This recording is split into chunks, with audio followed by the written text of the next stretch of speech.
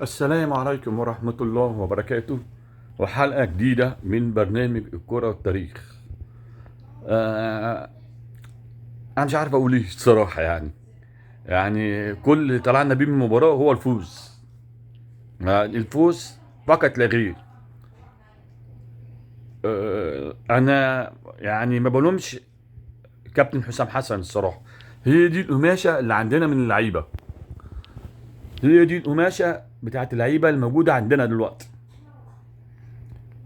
نبتدي الأول بكابتن شناونو. كابتن شناونو اي كوره عليه بهدف. اديكوا شفتوا الهدف اللي دخل، يعني تحس ايده قصيره، ايده مش طويله. في كورتين اتشاطوا عليهم قلشت منه. اي هجمه بيقول ربنا وسط طول ما الشناوي واقف. انا مش عارف، دي غلطه الكابتن حسام. المفروض الشناوي ما يقفش. تعال بقى نشوف خط الدفاع. محمد هاني مقبول، يعني مش وحش النهارده، مقبول. محمد حمدي يعني مش بطال. احمد فتوح كويس، يعني نزل برضك. وقف على الكرة كام مرة كده، مش وحش. تعالى بقى نشوف الاثنين السردباكين. ياسر ابراهيم ولا حسام عبد المجيد، الاثنين كارثة. كارثة. تخيل بقى لو لعبنا جنوب افريقيا او انجولا وعندهم سرعات، وانا النهارده بنتفرج على ماتش انجولا وجنوب افريقيا، ما شاء الله على المهاجمين بتوعهم. هتلعب بحسام عبد المجيد و... ياسر عليهم، تبقى كارثه.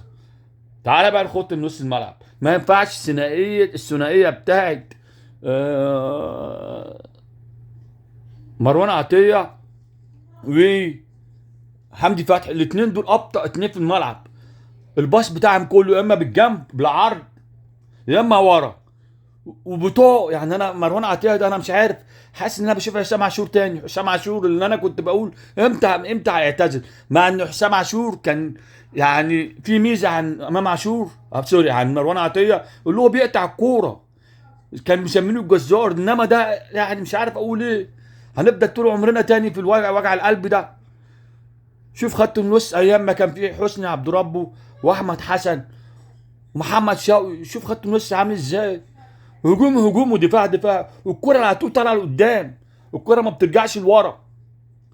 يا ريت يعملوا قوانين الكرة اللي ترجع ورا تبقى بهدف او بفاول.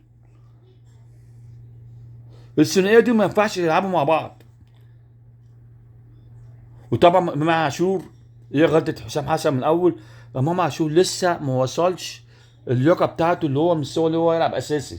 لسه لسه طالع من مرض يعني. ده بالتدريج، يعني مش ممكن ينزل الشوط الثاني بتاع، انما لسه يعني. آه امام عاشور لسه اللياقه ما فيش. بالنسبه لراس الحربه، عايز اقول لكم مصطفى محمد ده اقسم بالله، اقسم بالله اللي حسام حسن قال عليه صح.